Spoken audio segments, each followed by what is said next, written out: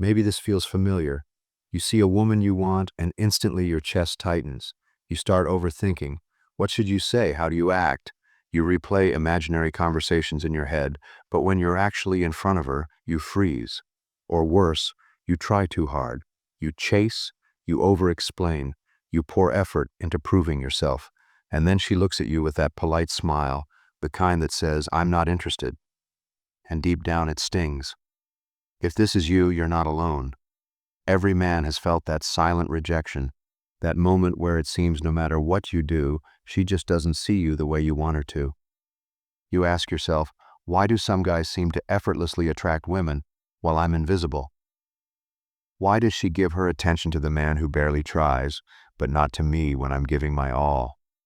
It feels unfair, doesn't it? You put in the effort. You show her kindness. You try to prove your worth. Yet somehow it's the very effort that pushes her further away. You start wondering if maybe you're just not that guy, if maybe attraction is something you'll never figure out. But what if everything you've been taught about attraction is upside down? What if the way to draw her in, even if she's not interested right now, isn't about doing more, but about doing something completely different? Because here's the truth. Women don't respond to effort. They respond to something deeper. The real question is, are you ready to find out what that is? Most men think attraction is about doing more. They believe if they can just say the right words, be extra nice, or show her how much they care, she'll finally notice them. But that's where they get it wrong. Because the harder you try to convince a woman to want you, the more she feels the opposite. Effort that comes from insecurity never creates attraction. It kills it. See, attraction isn't logical. You can't argue your way into her heart or negotiate your way into her desire. That's why the guy who barely chases often wins, while the guy who's bending over backwards ends up ignored. It feels unfair at first, but it's because women don't respond to desperation. They respond to strength. Strength isn't about flexing muscles or raising your voice. It's about calmness. It's about being rooted in who you are, whether she approves or not. That's the first masculine principle most men overlook: presence. A man who is present, grounded, unshaken, creates a magnetic pull without needing to chase. The second is scarcity of attention. Your attention is valuable, but most men give it away like it's worthless. When a woman feels that you're selective, that not just anyone gets your time or energy, it creates curiosity. She starts to wonder what makes you different, why you're not like every other man fighting for her approval. So the truth is simple. It's not about chasing harder. It's about standing taller. Not about proving your worth, but embodying it. And once you understand this, even a woman who once seemed uninterested can't help but feel something shift. Because a man who knows his value never needs to beg for attraction. It comes to him naturally. You see her across the room, the way she laughs with her friends, the way her presence seems to pull the air toward her. Your chest tightens. You want to walk over to say something, to be noticed. But then the voices start in your head. What do I say? What if she doesn't care? What if I embarrass myself? So you take a breath, you force a smile, and you step forward. You try to be funny, you try to be interesting, you try to be enough. But as you're speaking, you catch it, the flicker in her eyes, that polite nod, that half smile. She's not rude, but she's not drawn in either. And in that silence between her responses, you feel it. You're losing her. It's a moment you've felt before, isn't it? That invisible wall you can't break through, no matter how hard you try. On the way home, you replay it over and over. You think about the things you should have said differently, the jokes you should have made, the moments where maybe, just maybe, you could have shifted her interest. But deep down, there's a heavier truth. It's not what you said. It's not the jokes. It's the energy you carried when you approached her. She didn't feel calm certainty. She felt tension, doubt, need. And women can sense that before a single word leaves your lips. Now imagine the same moment again. Only this time, you walk in without needing her to like you. Your silence carries weight. Your presence fills the space without forcing it. Suddenly she looks at you differently.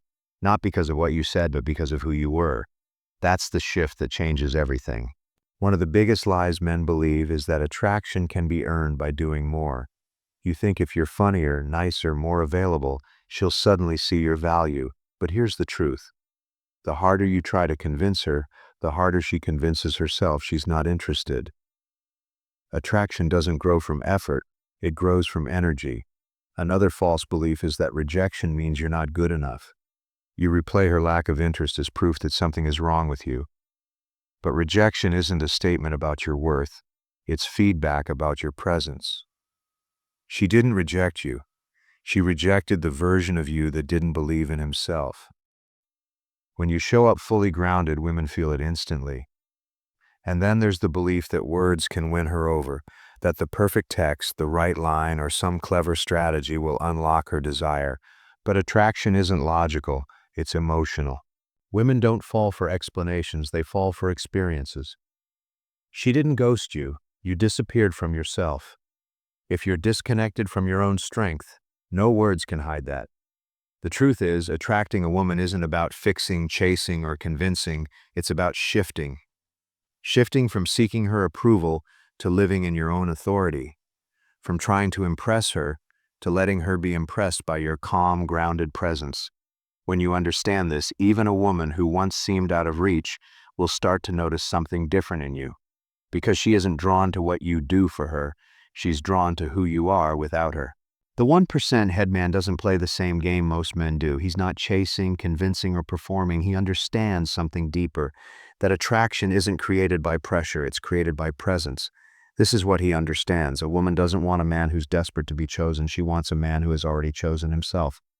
When he walks into a room, he's not scanning for approval. He's not adjusting his personality to fit what he thinks she wants. He carries himself like a man who knows his own value, quietly, calmly, without needing to prove it. This is how he leads, with presence, not pressure. And because he doesn't force it, she feels it. The average man believes attention is the currency of attraction. If he gives more, he'll get more back.